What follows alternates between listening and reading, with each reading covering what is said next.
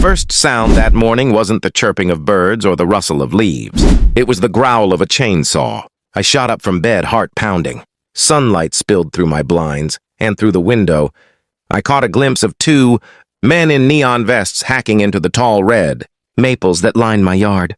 My maples. I stumbled outside in my slippers, shouting, "Hey, what the hell do you think you're doing?" One of them paused, wiping sweat off his forehead. "Orders from the HOA, sir." My stomach dropped. "The HOA? You mean Greg Miller?" He nodded. "We just follow the work orders." I could feel my blood boiling. Those trees had been there for 20 years, planted by my dad and me the first week we moved in. They shaded the porch every summer and turned fire red every fall. They were our home's heartbeat. I didn't waste another second. I jumped in my truck and sped straight to the HOA office down the street. I banged on the glass door until I saw Greg's smug face appear behind it. He opened it just enough to make me angrier. "Morning, Mark," he said, his voice dripping fake politeness. "Something wrong?" "You damn well know what's wrong. You sent a crew to cut down my trees." Greg folded his arms, unbothered. Those trees violated HOA landscaping regulations. They were extending past community property lines. "They were on my land, Greg," I shouted. "You can't just—" "Our survey says otherwise," he interrupted smoothly. "Look, it's already done. You can appeal if you want, but it won't change anything." I stared at him, trying to process how someone could be that smug. "You had no right." He leaned closer, that bureaucratic smirk plastered on his face. "The HOA has every right to enforce neighborhood standards.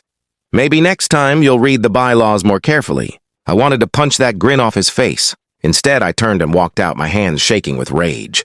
When I got home, the street was quiet, except for the crunch of sawdust under my shoes. The trees were gone. Just stumps now. The workers had left, leaving the smell of oil and pine hanging heavy in the air. I stood there for a long time, staring at the ground.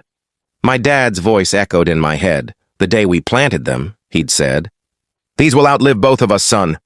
He was wrong. That night I sat on the porch, a beer in my hand, staring at where the trees used to be. The moonlight hit the empty space, making it look like a scar across my yard. And I realized something. Greg didn't just cut down trees. He cut down memories, family, and history. But what he didn't know was that he'd also planted something. Knew that morning. Revenge. Because if the HOA could take something from me without consequence, then I'd take something from them they'd never get back. Their power.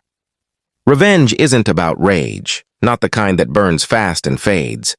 It's about patience, quiet, steady patience. For the first week, I didn't say a word. Not to Greg, not to anyone's. I smiled at my neighbors, waved at passing cars, and acted like I'd moved on. But behind that calm, I was digging, literally and figuratively. See, what Greg didn't know was that I worked in accounting. Numbers talk, and when they don't add up, they scream. I started by requesting the HOA's financial records. By law, any homeowner could.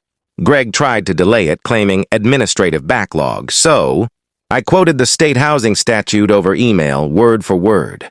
3 days later, he handed them over, though not happily. The binder he gave me was thick and messy, but within the first hour, I found something. A landscaping payment for $2,800, made to Greenview Maintenance. I Googled it. The owner? Brad Miller. Greg's brother. That was just the start.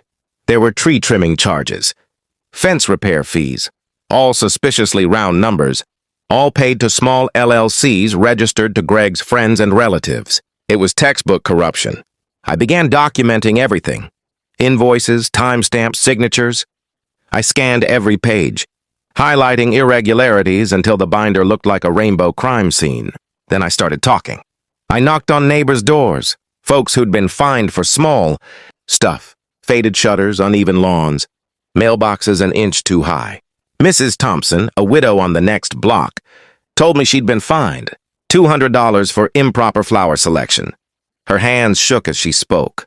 They said marigolds weren't in the HOA-approved color palette. That was it. I knew we had to fight. The next weekend, I called a meeting in my garage. Folding chairs, coffee, donuts, and 30 angry neighbors.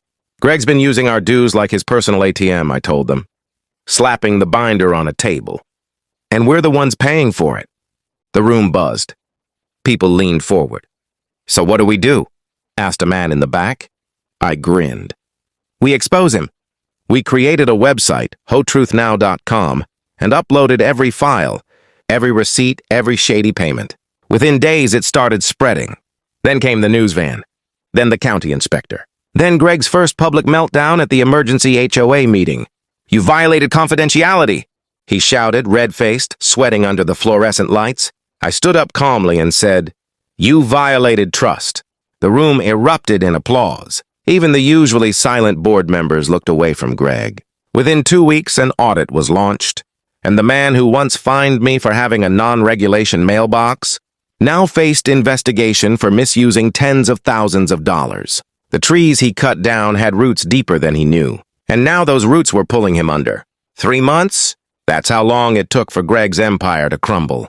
By the time the county audit was over, he wasn't just removed from the HOA, he was fined, blacklisted, and publicly humiliated. The man who once strutted through the neighborhood like a king was suddenly just another homeowner with overgrown grass, and no one left to fine high for it. And me? I wasn't done yet. The community held a special election to rebuild the HOA board. For the first time in our neighborhood's history, people actually showed up. They filled the gymnasium, standing room only. And when the votes were counted, every single person I'd fought beside cheered my name. I didn't even want to be president, not at first. But then I looked at Mrs. Thompson smiling through tears, and I realized this wasn't about revenge anymore. It was about restoration. The first thing I did as HOA president, I cut the annual dues in half. The second thing, I used what was left of the recovered funds to replant what Greg had destroyed on 2 maple trees. At the planting ceremony, neighbors gathered around as I dug the final patch of soil. Kids played on the sidewalk. The air smelled like rain and new beginnings. I looked at the stumps that had haunted my yard for months. And now, in their place, were 2 young trees reaching up to the sky. I took the microphone and said, These trees stand for more than shade or beauty. They stand for us, for the power of people who refused to stay, silent when something wrong was done to them. The crowd clapped. Someone shouted, To the trees! And laughter filled the air. But then I got quiet and my voice softened. When my father and I planted the first trees here, he told me something I didn't understand until now. You can't control the storm, but you can decide what grows after it. I paused, looking at the sky as sunlight slipped through the clouds. Greg tried to cut down more than wood. He tried to cut down what we stand for: community, fairness, respect. But look around you. We grew back, stronger. After the ceremony, as people trickled home, I sat on the porch again, the same spot where months earlier I'd made that silent promise for payback. But this time the view was different. The yard didn't look scarred anymore. It looked alive, hopeful. A soft wind rustled through the young maple leaves, and I swear for a second, I could almost hear my dad's voice. Good job, son. I smiled, whispering back, We did it, Dad. Because that's what this whole thing taught me. Sometimes the best revenge isn't destruction. It's rebuilding. It's showing that no matter how much someone tries to take from you, they can't kill what you plant in truth. If this story hits you, share it.